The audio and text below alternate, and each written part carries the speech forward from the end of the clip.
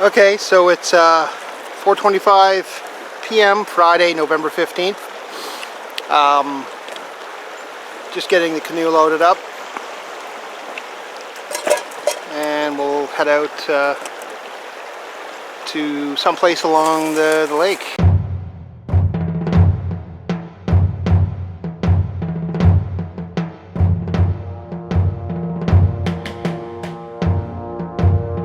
Okay, so I'm just changing into my cast the boat off shoes.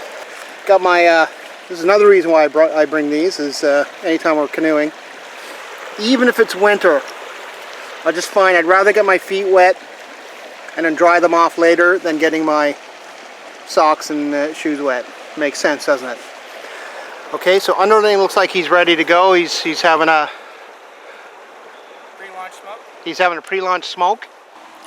Okay, so we've landed in a location that at least where the boat is sitting. We couldn't get up through here because the water level's low. So we're just going to see if we can find something up in the woods a bit to set up camp instead of staying on the shore and dealing with the wind.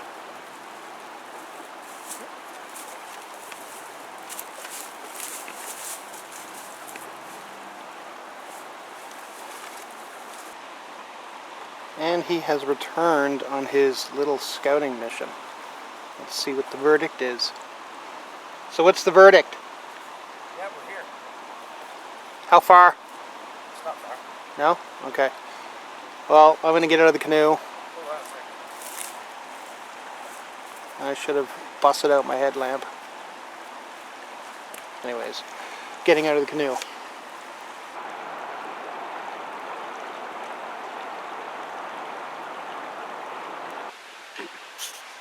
Okay, so it's 10:40 at night, the 15th of November. This is my hammock. I don't know, it looks like through the little screen finder here, it looks like some sort of mermaid. Anyways, that makes no sense. Let's take a walk down toward the fire. There's my, I'll do a review on that, but that thing is, it's nice to have the warm candlelight feeling.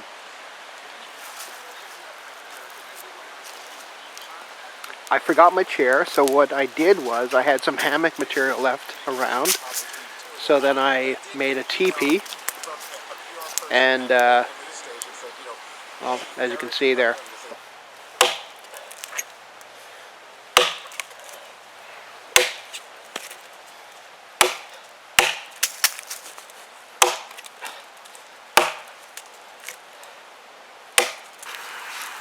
Okay, so I'm just boiling up some water. Should be about a liter in there. We're going to have... Are you having anything to drink? Yeah, I'm going to have a hot chocolate. Underling's going to have a hot chocolate, and I'm going to have some coffee. Okay, so we're going to do some nighttime water collecting. I have the dirty bag here. The dirty bag. I'm going to fill that up and then filter it through this puppy here into the clean bag. And I'm also going to fill up this here. It's about 12 liters. I won't get 12 in it, so then I can save myself a future trip down to the river.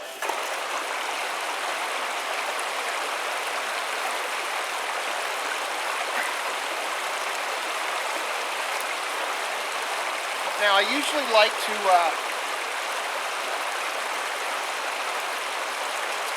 ideally with this lake, you don't want to get water coming down the stream here because there's a lot of, you get a lot of tannins in the water, the tea-colored, green tea-colored, because of all the vegetation that's rotting and it colors the water.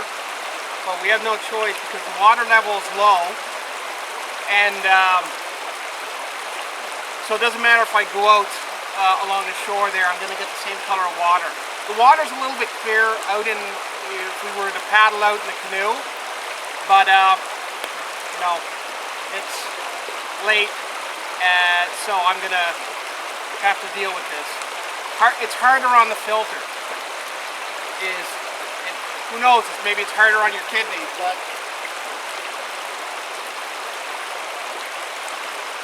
you gotta do what you gotta do. So I'm gonna fill that up last, actually first.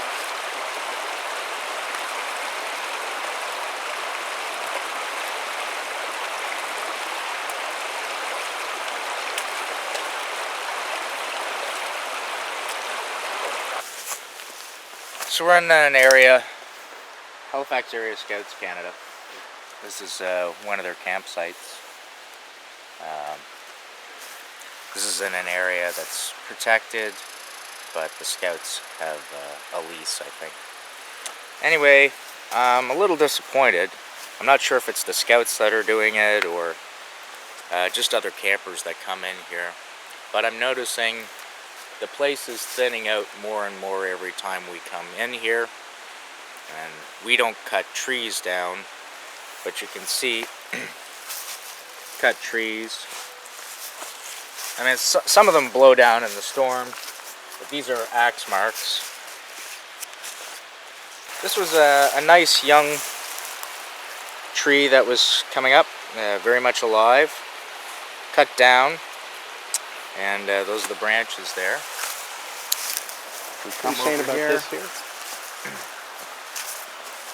Yeah, we've got poles here. Looks like they were experimenting with making a shelter. And what were you saying about habitat for this log here you were talking about? Yeah, so this is maple. The cool thing about maple is, well, here you can see, it makes these natural knots, and they have these kind of natural cavities. And when they die, even when they're standing up, they rot in the middle. And if you can turn it over, you can actually see that that's hollow. So these, even when they're standing up dead, they make excellent little habitats for, or even laying down, make excellent habitats for critters. I'm not sure why they need to have 50 tripods out here, but anyway.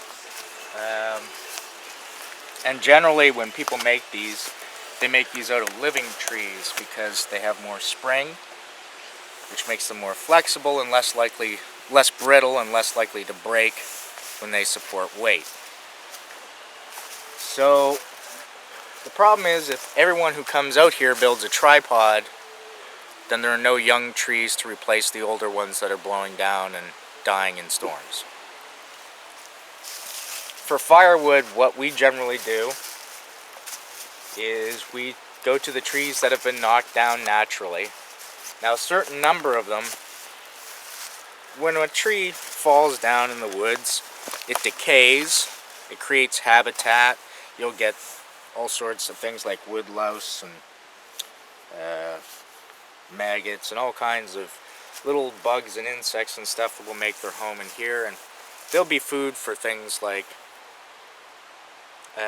skunks and porcupines. So they feed the smaller critters. So decaying wood like this doesn't burn particularly well. We generally don't use it for firewood.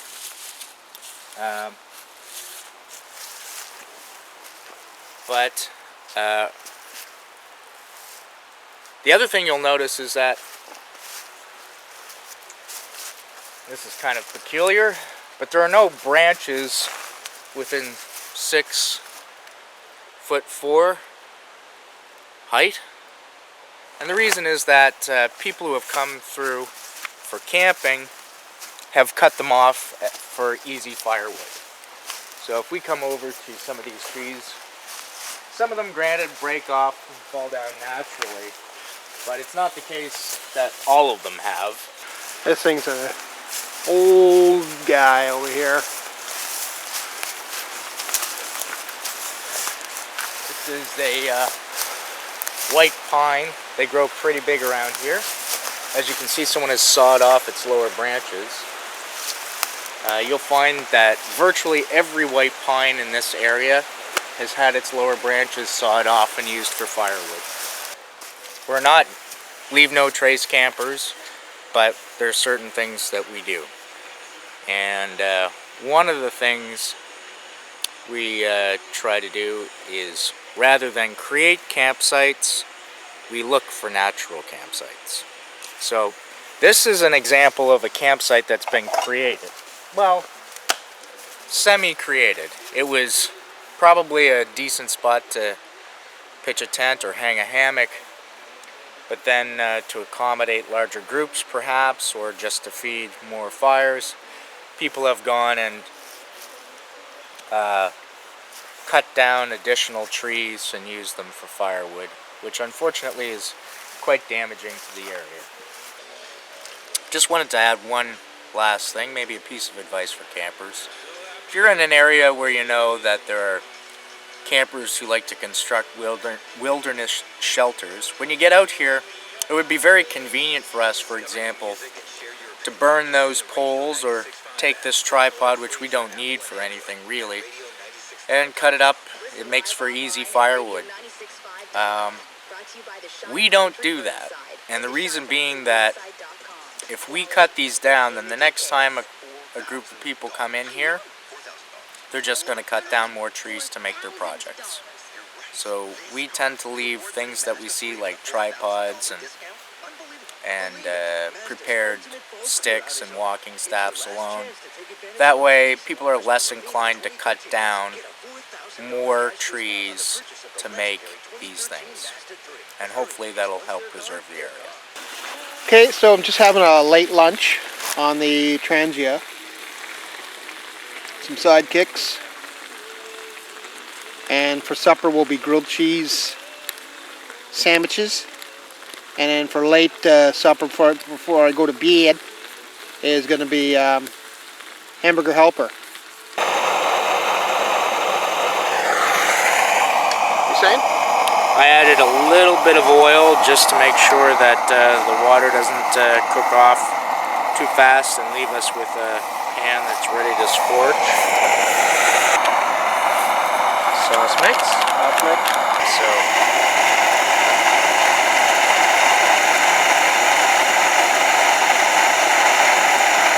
noodles now. Noodle time. And then you got the pack in there, good, okay? Wonderful mix. There we go. Now, so he just crumbled up all dressed chips to go on top. So extra salt, extra salt, extra fat, extra salt.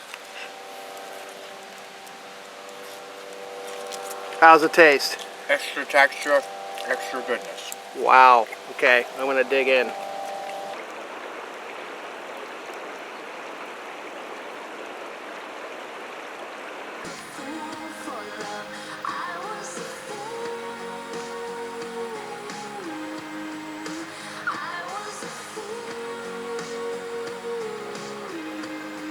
Yeah, I'm pretty sure we had an animal come through our camp this morning. I kept hearing noises, and one thing I distinctly recall hearing was the grocery bag hanging from the hammock line moving. And there was nothing that could have moved it other than an animal hitting it. Raccoon? It's possible, but it's pretty high for a raccoon, although they can stretch up. However, I did notice down that way deer tracks, fresh. So we know that a deer was here probably today, within the last 24 hours, within a few hundred yards. So I wouldn't be surprised if one passed right through. I didn't notice any tracks, but I wasn't really looking for them when I woke up.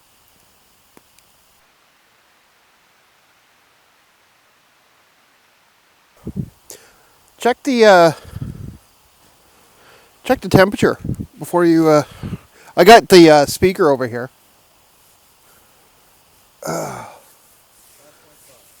What? 5.5. That's about 30 Fahrenheit, isn't it? Anyways, it's 2 o'clock in the morning now, and we're gonna put on some talk radio. I'm just gonna lay here and eventually get some shut-eye and up early tomorrow. Good morning, everybody. Once again, the forecasters are wrong. It was supposed to be sunny. It started clearing last night. I could see the moon, and we wake up again to overcast and fog. And it's 10 o'clock. It's freezing, basically. We're at freezing temperatures. Yeah, I know. He's in a t-shirt.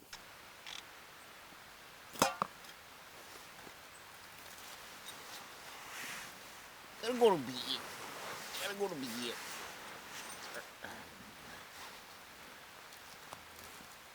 Sir, it's time to get up. Yeah, you go to bed. No, sir, you gotta get up. Sir. No, not yet. We're gonna make a nice strong coffee.